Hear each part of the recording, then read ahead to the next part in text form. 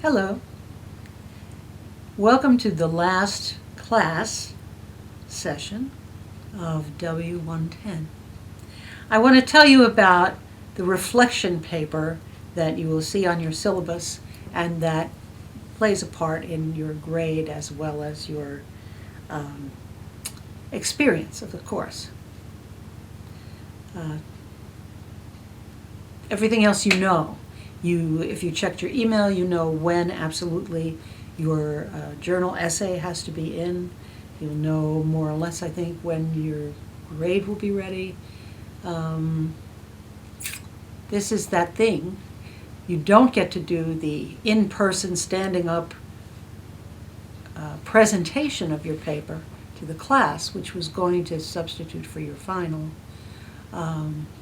This will be pretty much the only thing in that bottom category on the syllabus. So let me just go through it. As a last exercise, and to reinforce your understanding of the 7-movement argument structure, write an essay in which you reflect on the bizarre experience of writing 110, but particularly the journal system and the value of in-class workshop sessions, if you remember those. You are free to talk about how the second part of the semester compared with the first part. For an argument, remember, and I'm reminding you too because you need this for your journal paper, which is also an argument. You need introduction of general subject, specific subject, lens, and thesis. For your journal paper, you got a separate assignment sheet describing what that introduction should consist of. For this reflection paper, it's just a regular 1-paragraph introduction, establishing your general subject, your specific subject, your lens, and your thesis. Then you need a background section or paragraph. Maybe your writing background from high school for this paper, or maybe your expectations for this course, or maybe what the intended shape of this course was and what it became. Whatever your reader will need to know to understand the discussion that follows. It's the function of the background section of any argument. Whatever your reader needs to know in order to understand the argument that you're about to make. Then you need evidence or specifics in support of your thesis. Those details of the course, in this case, that show the legitimacy of your thesis or judgment. You also need evidence that challenges the thesis. Those details of the course, in the case of this paper, that might be evidence against the generalization of your judgment or thesis. Then you need to name and explain your lens.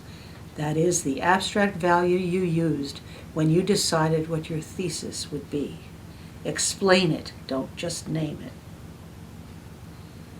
Then a nice meaty section called the synthesis, how the evidence on both sides looks through the lens. If you were writing a scientific paper, this would be the part that they called the discussion. It's the review of everything that's gone before in the paper with a clear direction in support of the overall thesis of the paper. And finally, your conclusion paragraph, which reminds the reader of your victorious thesis. As I said, this should also be generally the outline for your journal essay. The reflection essay doesn't have to be a big production, but it was on the syllabus all along and counts toward the final grade. And if you look at your syllabus, it's down there on the bottom of the list of percentages, along with classwork, class exercises, final presentation. You see that the classwork only lasted for half the semester. Final presentation you're not getting to give. That whole lump counts for 15% of the grade. So this reflection paper is going to carry that 15% on its back for you. Do a good job. Don't just throw together something vague. Write a good argument. And do some nice writing too, grammar and all. It's the least you can ask of yourself. I certainly am going to ask it of you. So this you will receive by email later today, because not everybody checks the videos. Actually, you may receive it by email, by the email that gives you this link, because I don't want you to forget any details. It has been an exciting experience, and I hope you think so too. I'm looking forward to the papers, the journal papers, which all look very interesting. Do your best work. It's one more week of labor, and then who knows what you'll get up to this summer. Bye.